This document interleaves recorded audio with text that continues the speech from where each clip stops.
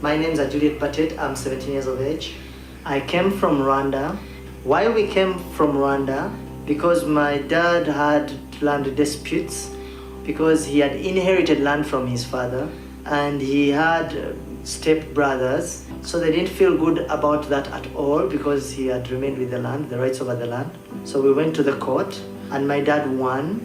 They said they do whatever they can to make sure that my dad doesn't enjoy this land. It was around 10 p.m. one day. So we were sleeping in his house that he had built for us. They surrounded our house with petrol, every one of us in their own bedroom. By the time we opened our eyes, the whole house was on fire. People were out, screaming. My mom jumped out also. But as my dad was getting out, one of the house timber hit him. He fell down and he died in fire.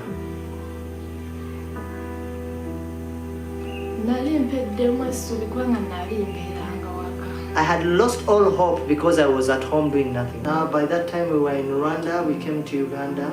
My mom tried to work, but she didn't know how to run businesses in Uganda. She failed. Now she stopped working. She tried working in bars. She also joined prostitution. I took long to discover she was doing prostitution.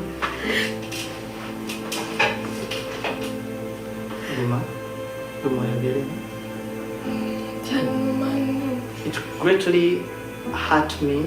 My mom was doing prostitution. And it still hurts even now.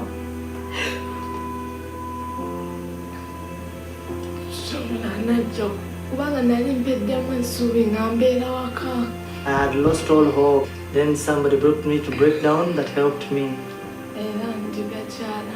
And I'm currently learning tailoring.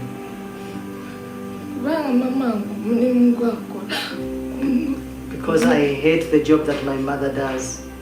That's why I want to change my life, change people's lives by designing them. I really dislike being a prostitute. I don't want to be like my mom. I had lost all hope. I thought I was also going to end up like my mom. I feel so happy because now I have a leap of hope. It was always my dream to be a designer, to design people and to sew stuff. Because this gives me a hope not to be like my mom. This is a point of hope.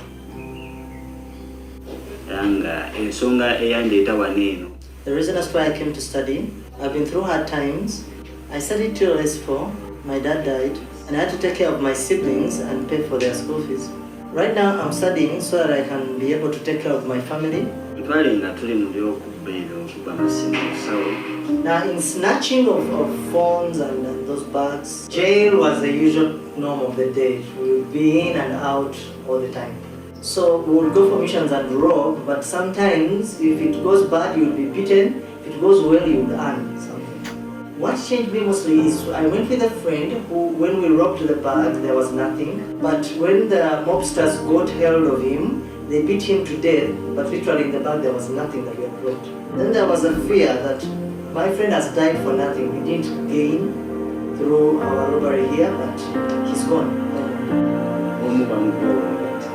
One was hit at the back of the head, and he died. I had lost a lot of friends of mine in this activity, and me, I was surviving my luck. Those scars remind me of the pending death that was near me, so that I survived, so I started studying here. That is why I have dedicated effort in my study, so that I may never be found doing any more theft. And what I'm studying, I love it and I understand it. I'm thankful to God that I have changed and I've been here studying and I'm trying to do the work slowly. After seeing my friends die in the field trying to rob phones, I chose to have another life.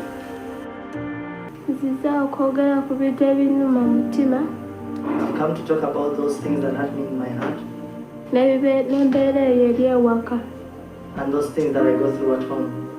One of the things that oppresses me is my disease and not being able to pay tuition for my studies.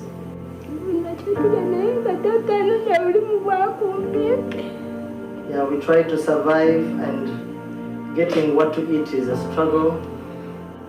akola mulimu obubeerawo okumpi okukima amazzi okukuba bulooka. My uncle tries to get money by making bricks and lifting water around the village to get some money.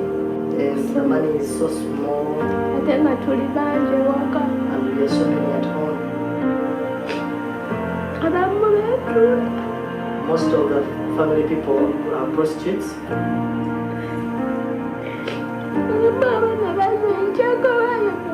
The boys take drugs, they are spoiled.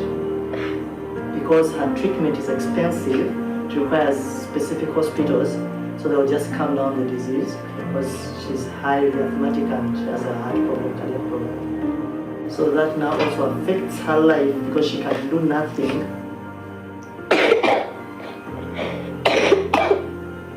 And at home there is no money to help ease her pains. Sometimes even at study I fail because I feel pain in my lungs. If I would go to hospitals, they would just inject me, they wouldn't test me.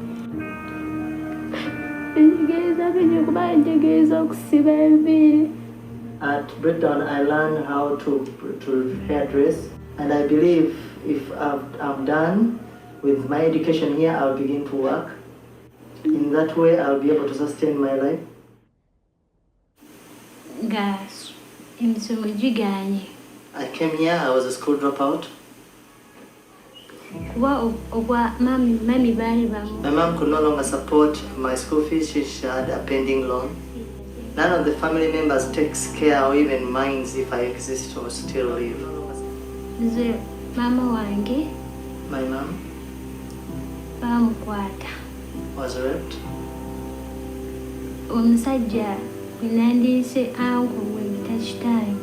One who I should be calling my uncle is my father. I carry water around the village to get something to eat. I go house to house washing people's clothes to get money. My stepfather would come and abuse me and tell me a lot of derogatory words.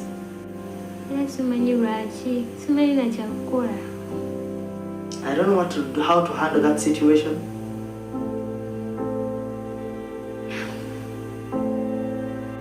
Sometimes I feel like running away, but you have to endure through the pain of the stepfather who is drunk and he sometimes uses drugs.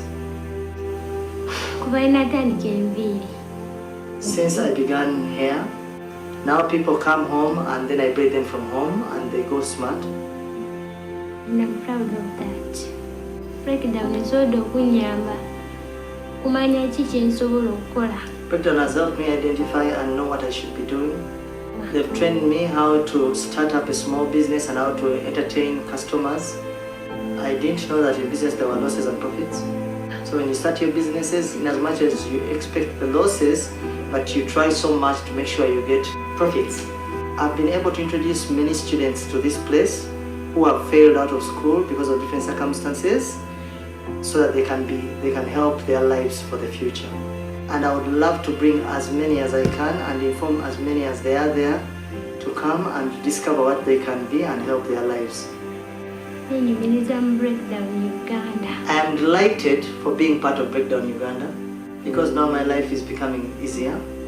I love it here because this place has made my future. So many of them who were street children have now gotten a hope to own their own life and the future. Those who have been in prostitution have now turned their life. Those who are being seduced because of lack of education are now thinking of working. Some of them are now working. And I'm happy seeing 83 students graduate our first 6 months and being empowered and ready to transform their lives and community and never walk the evil ways of theft, murdering, and prostitution. Now they have their whole life in their hands. So I want to share 3 words with you today, 3 individual words.